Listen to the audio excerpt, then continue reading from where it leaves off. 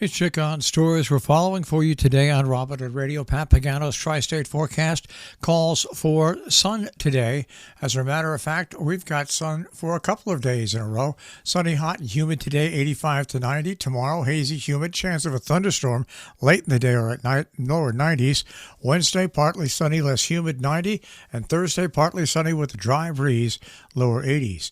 We'll get the full details on that tri-state forecast coming your way in just a few moments. In the Republican American this weekend, West Cornwall complaint is suggesting violation of election laws. The State Elections Enforcement Commission will investigate a report submitted by the town claiming that improper campaigning took place during the July referendum seeking approval of a wastewater treatment plant in West Cornwall, which passed, by the way.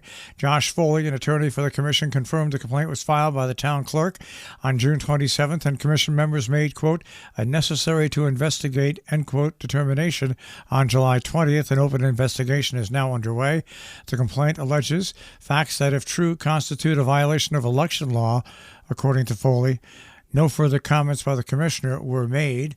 Foley said penalties can result in fines of $2,000 for each offense or other broad remedies such as cease and desist orders or injunctions. A decision must be made in 1 year of the complaint is dismissed. If not, First Selectman Gordon Ridgway said when it comes to state election complaints, there's no difference between an election in which citizens are casting a ballot for a person or a town vote.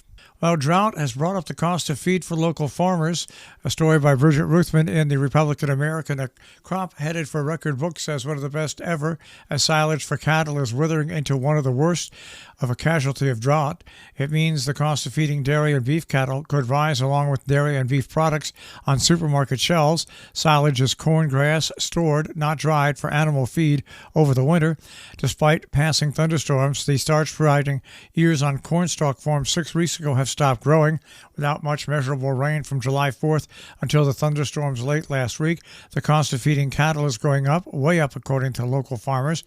At the state's Litchfield County Extension Agency, educator Richard Meinert said it's one of the worst years for corn harvest in his 35 years of working with farmers. At Meadow Ridge Farm in Litchfield, Rick Plum expects to start chopping corn next week with another round in September. He expects to harvest 30% less this year. But the Jackier farmers are more optimistic that farmers will weather the storm. Democrats gathered in Canaan for November elections last Tuesday to get their messages out. Selectman Christian Allen, who serves as the committee's chairman, repeatedly expressed his delight at the audience turnout in a town where Democratic registration numbers is behind those of Republicans, and party participation has sometimes been a struggle. During her presentation, two-term state representative Maria Horn from Salisbury noted twice her opponent was Republican Brian Oler, a popular hometown figure. He was the incumbent representative for the 64th district during their first matchup. She spoke of the importance of door-knocking while campaigning to meet constituents face-to-face, and then laughed, remembering in one encounter she had a conversation with a woman from Canaan who said, quote, "You're lovely, you're my second choice," end quote. This year her opponent is Chris DuPont of Goshen. How is Dutchess County's water? What to know about the EPA's regulation from the Poughkeepsie Journal. Dutchess County has largely been spared the widespread health and economic issues that can develop when water infrastructure is uninterrupted or corrupted with high levels of lead. In part, that's due to chemical treatment used by the water operators in the county, meant to keep pipes from corroding. However, advocates have been questioning the reliability of testing methods used and if changes recently implemented or planned are enough to ensure early warning of any water contamination problems. Taking a look at some meetings coming up this week in our area. In Sharon, the Zoning Board of Appeals will meet today. That meeting is set for 6 p.m. Board of Selectmen will meet September 1st at 3 p.m. Board of Assessment Appeals September 3rd at 9 a.m. In Salisbury, the Affordable Housing Subcommittee meeting is happening on Wednesday from 6 p.m. Pope Land Design Committee meeting is on Thursday from 10 o'clock. The Conservation Commission meets on Thursday from 6 till 7 p.m. In Falls Village, Planning Zoning has a public hearing. That is tonight at 6:30 at Falls Village Town Hall. In Cornwall, the deadline for September grant applications with the Cornwall Foundation is August 31st. September 3rd from 1 till 5 in Cornwall is Open Studio Day, bringing artists, art, and the community together in Cornwall. If you're an artist and like to participate, contact David Colbert, 7@gmail.com. It can. Board of Selectmen have their regular meeting coming up September 1st at 4 p.m. Main Street Noise and Traffic special meeting September 1st at 7 p.m. The Village of Millerton has a special workshop meeting coming up tomorrow at 5:30 at Village Hall, and also tomorrow at 6 p.m. a joint meeting with the Town of Northeast to be held at the Millerton Library Annex, Century Boulevard in Millerton. In Northeast New York, the Town of Northeast Zoning Review Committee has a meeting set for tonight at 4:30.